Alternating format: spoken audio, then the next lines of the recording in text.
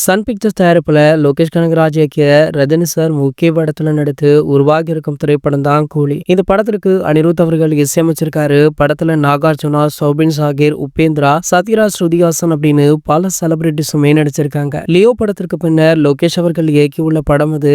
இந்த படத்துல பாலிவுட் நடிகர் அமீர் கான் அவர்கள் கிமியோ வேடமூன்றுல நடிச்சிருக்காரு. இதுவுமே படத்தின் மீது அதிக எதிர்பார்ப்பு உருவாகி இருக்கு. லோகேஷ் சார், ரஜினி சாருக்குமே இது முதல் திரைப்படம் அப்படின்றதுனால படத்தை எதிர்நோக்கி ரசிகர்கள் ஆவலுடன் காத்துட்டு இருக்காங்க. படம் பாத்தீங்கன்னா ஆகஸ்ட் 14 அன்னைக்கு உலகம் முழுக்கவே ரிலீஸ் ஆகுது. இன்னும் 16 நாட்களே இருப்பதால படத்துடைய ப்ரொமோஷன் வேலைகள் படுஜோராக போயிட்டு இருக்கா. இதனால பாத்தீங்கன்னா இந்த படத்தை ஒரு சில முக்கிய பிரபலங்களுக்கு முன்பே போட்டு காட்டப்பட்டிருக்கா. அதுல நம்மளுடைய தமிழகத்தின் துணை முதல்வரான உதயநிதி ஸ்டாலின் அவர்களுமே அடங்குவராம். அவருமே இந்த திரைப்படத்தை பார்த்துவிட்டு லோகேஷ் அவர்களை கட்டி அணைத்து வாழ்த்திருக்காரு. நம்ம ரஜினி சாரும் லோகேஷ் அவர்களுமே இணைந்து நடித்த திரைப்படத்தை சன் பிக்சர்ஸ் தான் மிக பிரம்மாண்டமாக தயாரிக்கிறாங்க.